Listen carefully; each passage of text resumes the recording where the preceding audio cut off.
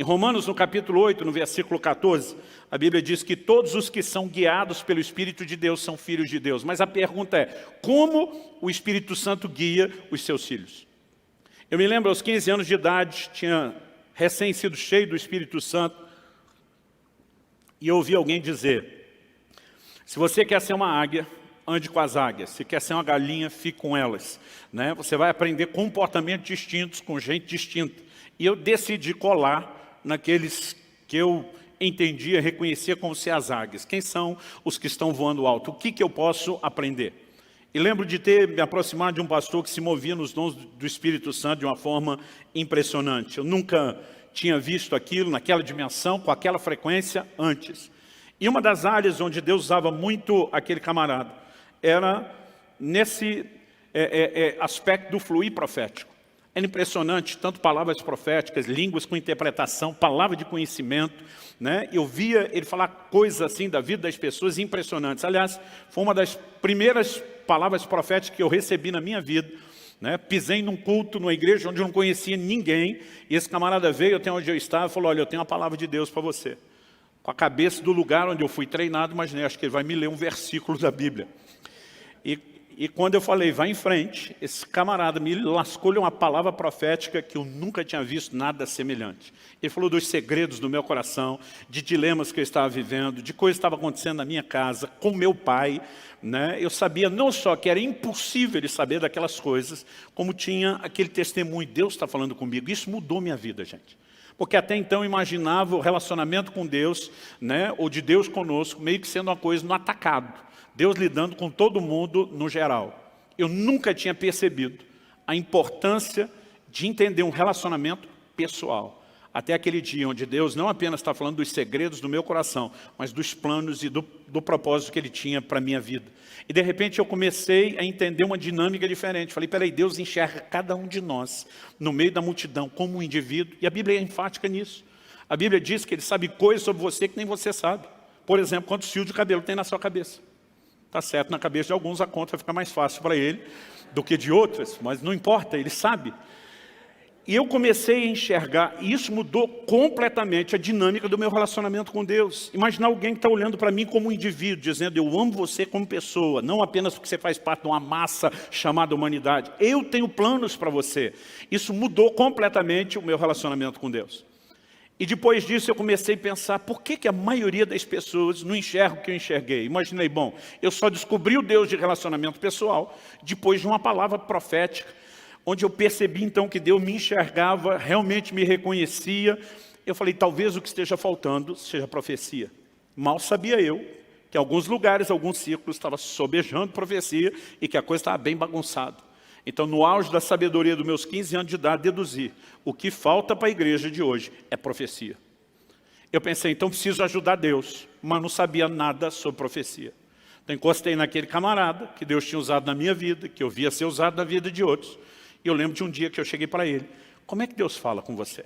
Eu fiz perguntas que hoje eu tenho vontade de rir. Eu dizia, é sempre a mesma voz? É voz de homem, é voz de mulher? Né? Tipo assim, vê uma voz diferente, como quando você liga para alguém, você já acha que é engano. Nesse caso seria um baita engano. E eu comecei a bombardear ele perguntas e ele só fazia rir. Hoje eu também tenho vontade de rir, me imaginando no lugar dele. E de repente ele olhou para mim e falou, para Luciano, você está espiritualizando demais a coisa. Ele falou, aliás, esse é o problema da igreja, é mistificar demais aquilo que deveria ser simples. Ele falou, a maneira de Deus falar é simples. Ele falou, o jeito que você está perguntando, você dá a entender que você acredita quando a gente diz, Deus me falou, que a gente está ouvindo uma voz. E era isso que eu imaginava. Cada vez que um homem ou uma mulher, Deus dizia, Deus falou comigo, imaginava uma criatura andando por aí, ouvindo vozes. Ele falou, 2 ou 3 vezes na minha vida, no máximo, eu ouvi uma voz. E há momentos, eu fui descobrir isso depois pela experiência, mesmo quando a gente chega ao ponto de ter uma experiência espetacular dessa, de ouvir uma voz, que você tem hora que não consegue entender se ela é externa ou interna, mas ela é clara. Eu também não tive muitas experiências dessa ao longo da minha caminhada. Ele falou, a maior parte do tempo Deus fala comigo de uma forma simples. E eu falei, mas como assim simples? Ele falou, simples. Pensa uma coisa interior. Ele falou, não é, mas parecida com um pensamento, um sentimento. E a hora que ele falou isso, gente, pensa num camarada que ficou frustrado, fui eu. Porque eu tinha fantasiado um negócio tão espetacular que o camarada estava chutando todos os castelinhos de areia que eu tinha fantasiado a respeito do assunto. Eu lembro que eu olhei para ele e falei, você é tão parecido com o pensamento ou sentimento, o que garante que não é você pensando ou sentindo? Ele olhou para mim e falou, aquela palavra que eu te dei, era eu pensando ou sentindo? Eu falei, não, aquela foi boa pra caramba. Não tinha como ser você pensando ou sentindo. Ele falou, mas o processo é simples. E ele foi uma das pessoas que Deus usou para me ajudar a entender a dinâmica dos dons. Ele diz, Luciano, o resultado pode ser espetacular, mas o processo é simples. Então ele falou, eu vou tentar te ajudar. Ele olhou para mim e falou assim, você tem certeza da sua salvação? Eu falei, tenho. E foi bem dramático. Ele falou, se você saísse pela porta da igreja hoje, e um caminhão, já manta carregado, te atropelasse na rua, fizesse picadinho de você, para eu me imaginar bem morto mesmo. Ele falou, você tem certeza que está salvo e queria o encontro de Jesus? Eu falei, tenho. Eu falei, como que você tem a certeza? Jesus alguma vez te apareceu pessoalmente para dizer, meu filho, eu mesmo te garanti com o meu sangue, tu está dentro? Eu falei, não. Ele falou, algum anjo te apareceu trazendo uma cópia autenticada do livro da vida, dizendo, ó, número de protocolo tal, apresenta na entrada que você vai ser colocado para o lado de dentro? Eu falei, também não. Ele falou, você ouviu alguma voz de trombeta anunciando sua salvação? Eu falei, não. Ele falou, pelo menos você viu o céu? Eu falei, também não. Ele falou, você nunca viu Jesus, nem anjo, nem o céu, nunca ouviu nada? Eu falei, não. Ele falou, como é que você sabe que é salvo? E eu respondi com a simplicidade de um garoto. Falei, eu sei porque sei porque sei. Se fosse hoje, ainda teria dito, como é que eu sei? Não sei, só sei que eu sei, porque eu sabia que eu sabia que eu sabia. Eu só não sabia como é que eu sabia, mas que eu sabia. Não sabia de onde vinha tanta sabeção, sabimento.